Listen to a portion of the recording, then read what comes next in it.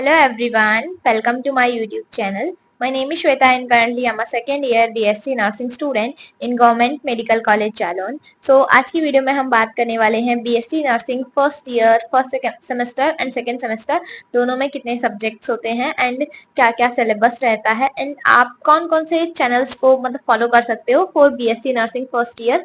So let's start the video. So first of all कि जो first year है आपका उसमें आपके 2 सेमेस्टर होते हैं. एक सेमेस्टर 6 मंथ का होता है यानी कि फर्स्ट सेमेस्टर फर्स्ट 6 मंथ का और सेकंड सेमेस्टर सेकंड जो आपके 6 मंथ रहेंगे उसका. ठीक है, तो फर्स्ट सेमेस्टर में आपको अलग सब्जेक्ट्स होते हैं, सेकंड सेमेस्टर में आपके लिए अलग सब्जेक्ट्स होते हैं, बट एक कॉमन सब्जेक्ट होता है nursing foundation. So first semester में आपके सब्जेक्ट होते हैं सोशियोलॉजी, साइकोलॉजी, एनाटॉमी, फिजियोलॉजी और नर्सिंग फाउंडेशन फर्स्ट पार्ट. उसके बाद सेकेंड सेमेस्टर में आपके फर्स्ट सेमेस्टर में आपके सब्जेक्ट्स होते हैं sociology, psychology, anatomy and physiology, nursing foundation first part और एक इंटरनल सब्जेक्ट होता है कम्युनिकेटिव इंग्लिश. अब सेकेंड सेमेस्टर की बात करी जाए तो सेकेंड सेमेस्टर में आपके सब्जेक्ट होते हैं applied nutrition and dietetics and applied biochemistry. उसके अलावा एक सब्जेक्ट होता है आपका जो कि इंटरनल सब्जेक्ट होता है हेल्थ इंफॉर्मेटिक्स और आपका एक और सब्जेक्ट होता है नर्सिंग फाउंडेशन सेकेंड. जो हेल्थ इंफॉर्मेटिक्स है वो आपका इंटरनल सब्जेक्ट है और applied nutrition and dietetics, biochemistry, nursing foundation second part. और जो नर्सिंग फाउंडेशन सेकेंड पार्ट आपको सेकेंड सेमेस्टर में पढ़ना पड़ेगा, फर्स्ट पार्ट फर्स्ट सेमेस्टर में पढ़ना पड़ेगा, बट उसका एग्जाम जो है वो सेकेंड सेमेस्टर में होता है जिसमें फर्स्ट पार्ट और सेकेंड पार्ट दोनों आते हैं. फर्स्ट सेमेस्टर में आपका नर्सिंग फाउंडेशन का फर्स्ट पार्ट जो होता है वो बस पढ़ना होता है बट उसका एग्जाम नहीं होता है. यूनिवर्सिटी एग्जाम जो है उसका सेकेंड सेमेस्टर में ही होता है. तो ये आपके सब्जेक्ट हो गए. अब मैं थोड़ा ऊपर ऊपर से बता दे रही हूँ कि आपको क्या क्या पढ़ना होता है. जैसे एनाटॉमी है तो एनाटॉमी आपने जो अभी 12th तक पढ़ी थी वो आपकी बायोलॉजी वही रहती है. इसमें आपको ह्यूमन एनाटॉमी पढ़नी होती है और ह्यूमन एनाटॉमी में क्या है आपको जो भी आपके ऑर्गन्स होते हैं उनके स्ट्रक्चर के बारे में, उनके मतलब कैसे कौन कौन सी सेल से मिलके बने हैं, तो ये सब चीजें आपको पढ़नी होती हैं. ठीक है, उसके बाद जो फिजियोलॉजी होती है तो कोई भी पर्टिकुलर स्ट्रक्चर है वो कैसे फंक्शन कर रहा है, उसके काम करने का तरीका क्या है, कौन से मतलब रूट को फॉलो कर रहा है, तो ये सब चीजें आपको जो है फिजियोलॉजी में पढ़नी होती है. उसके अलावा एक आपका सब्जेक्ट होता है सोशियोलॉजी.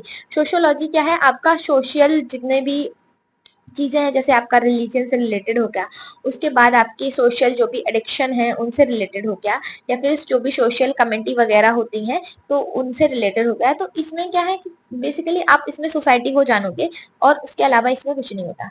फिर आपका एक सब्जेक्ट होता है साइकोलॉजी, अप्लाइड साइकोलॉजी और अप्लाइड सोशियोलॉजी. तो जो अप्लाइड साइकोलॉजी है इसमें भी आपको ह्यूमन साइकोलॉजी के बारे में पढ़ना होता है. तो इसको आप पढ़ने के बाद ना थोड़ा सा मतलब चीजों को समझने लगोगे. अगर आप हॉस्पिटल में किसी के साथ बिहेव कर रहे हो तो आपको वहां पे उस सब्जेक्ट में आप पढ़ोगे कि आपको कैसे अपना आईपीआर मेंटेन करना होता है. आईपीआर क्या होता है? Interpersonal relationship. सामने वाले से आप कैसे बात कर रहे हो, किस तरीके से आपको बात करनी चाहिए, और आप जब उससे बात कर रहे हो तो आपको किन किन चीजों का ध्यान रखना है और कैसे आपको उस पर्टिकुलर टाइम पे उस इंसान से वो बात नहीं करनी है.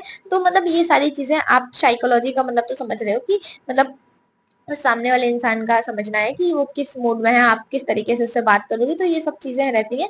और उसमें आपके जो भी साइकोलॉजिकल डिसऑर्डर्स आते हैं उनके बारे में आपको पढ़ना होता है. ठीक है, अब कम्युनिकेटिव इंग्लिश जो रहता है तो कम्युनिकेटिव इंग्लिश में आपको जनरली इंग्लिश ही पढ़ाया जाता है एंड वो इंग्लिश ऐसा होता है जो आपका कम्युनिकेटिव मतलब जो स्पीकिंग होता है वो आ जाता है उसमें. तो उसमें आपको इंग्लिश में कैसे बात करनी है, कैसे पेशेंट से डील करना है, या फिर कैसे अपने आप को इंट्रोड्यूस करना है as a health care professional या फिर एज अ नर्सिंग स्टूडेंट. तो वो सब चीजें आपको कम्युनिकेटिव इंग्लिश में सिखाई जाती हैं और ये 50 नंबर का ये एग्जाम होता है कम्युनिकेटिव इंग्लिश का. और उन सब का भी मैं बता दे रही हूँ. जैसे सोशियोलॉजी और साइकोलॉजी दोनों को मिला के आपका 75 मार्क्स का एक एग्जाम होता है और एनाटॉमी और फिजियोलॉजी दोनों को मिला के 75 का एक एग्जाम होता है. ठीक है, 2 एग्जाम होते हैं फर्स्ट सेमेस्टर में. 2 यूनिवर्सिटी एग्जाम होते हैं. सोशियोलॉजी साइकोलॉजी का एक एग्जाम होता है, फिर एनाटॉमी और फिजियोलॉजी का एक एग्जाम होता है और दोनों 75 मार्क्स के होते हैं. जो इंग्लिश होता है वो आपका 50 नंबर का होता है पर वो इंटरनल एग्जाम होता है, मतलब वो आपका कॉलेज में ही होगा. जो यूनिवर्सिटी एग्जाम होगा उस टाइम पे वो नहीं होगा. और एक सब्जेक्ट है आपका नर्सिंग फाउंडेशन. तो नर्सिंग फाउंडेशन में आपको नर्सिंग का बेसिक्स मतलब नर्सिंग का ही बेसिक पढ़ाया जाएगा. मतलब हॉस्पिटल में क्या क्या चीजें रहती हैं, कौन कौन से डिपार्टमेंट होते हैं, हॉस्पिटल में कैसे काम होता है. हेल्थ केयर वर्कर होने के नाते आते आपको कैसे काम करना चाहिए, क्या क्या आपकी रिस्पॉन्सिबिलिटीज होती हैं, तो वो सारी चीजें पढ़नी होती है, बट फर्स्ट सेमेस्टर में उसका एग्जाम नहीं होता।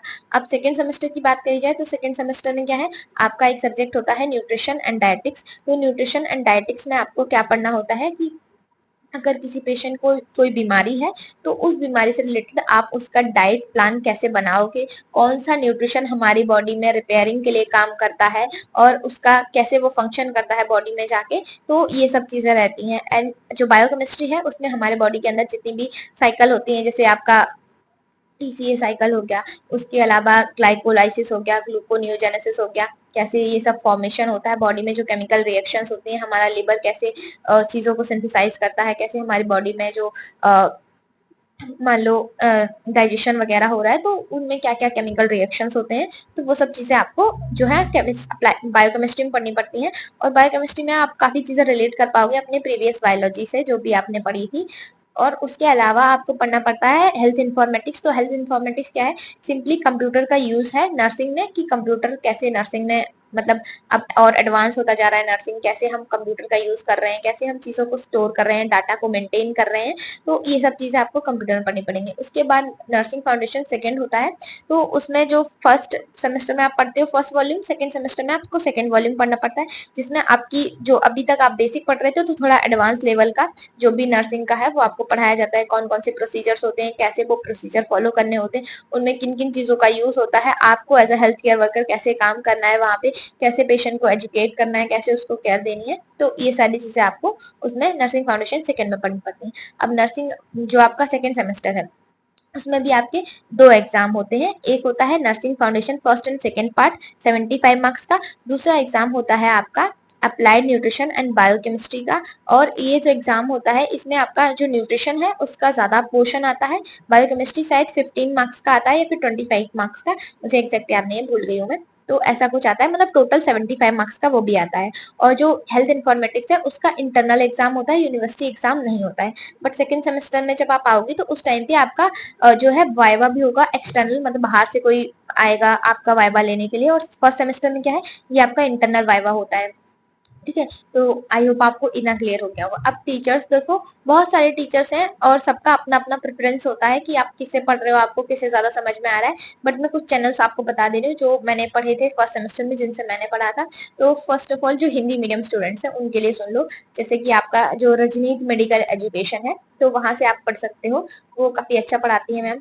उसके अलावा जो लोग चाहते हैं कि मतलब जिनको हिंदी मीडियम में बहुत ज्यादा चाहिए तो आप लोग भूषण साइंस से पढ़ सकते हो, वो लोग भी हिंदी मीडियम में पढ़ाते हैं, काफी से पढ़ाते हैं वो लोग। उसके अलावा जो है आप जो लोग इंग्लिश मीडियम में पढ़ना चाहते हैं या फिर जिनको इंग्लिश में ज्यादा चीजें समझ में आती हैं तो इंग्लिश के लिए आप फॉलो कर सकते हो ऑस्मोसिस इल्सवियर करके एक चैनल है, तो वो पूरा इंग्लिश में एक्सप्लेन करते हैं।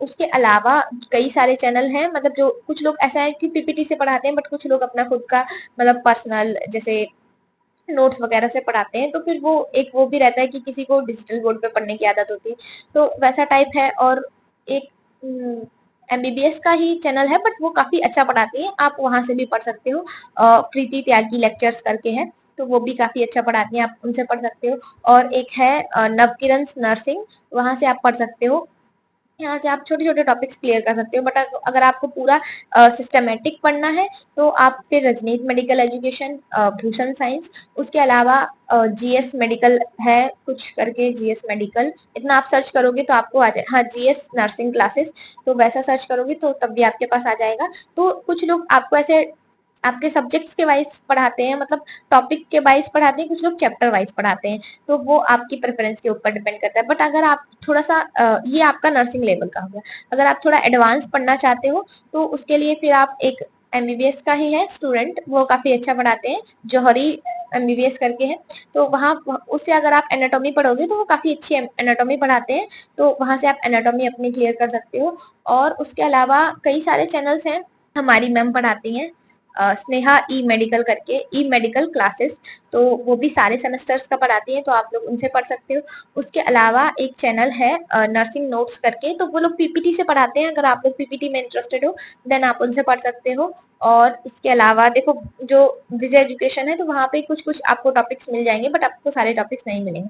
उसके अलावा आप फिजिक्स वाला से पढ़ सकते हो, फिजिक्स वाला की जो नर्सिंग क्लासेस है वो लोग भी काफी सही एक्सप्लेन करते हैं, तो आप लोग उनसे पढ़ के देख सकते हो। उसके अलावा आप जो नर्स अड्डा 24 करके कुछ है, तो वहां पे भी आप पढ़ सकते हो जो नर्सिंग की क्लासेस। उसके अलावा जो कॉम्पिटेटिव एग्जाम्स के लिए पढ़ाते हैं, अगर आपको थोड़े थोड़े टॉपिक्स क्लियर करने हैं तो आप उन लोगों से भी पढ़ सकते हो, क्योंकि वो लोग सिर्फ एक पर्टिकुलर टॉपिक को एक्सप्लेन करते हैं, तो वो लोग काफी अच्छे से एक्सप्लेन कर देते हैं, तो आप लोग उन लोग से भी पढ़ के देख सकते हो। फिर आपकी प्रेफरेंस के अकॉर्डिंग आपको जिससे समझ में आए आप उनसे पढ़ के देख सकते हो। ये मैंने आपको कुछ चैनल्स बता दिए जिनको मैंने अपने टाइम पे फॉलो करा था।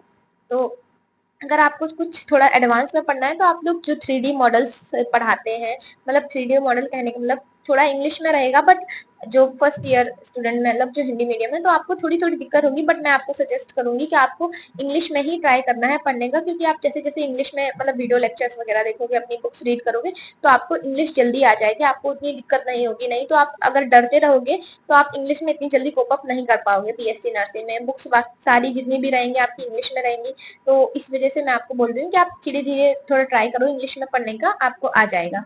ठीक है, और फर्स्ट सेमेस्टर में आपका सब्जेक्ट भी है इंग्लिश, तो उससे भी आपको काफी हेल्प मिलेगी।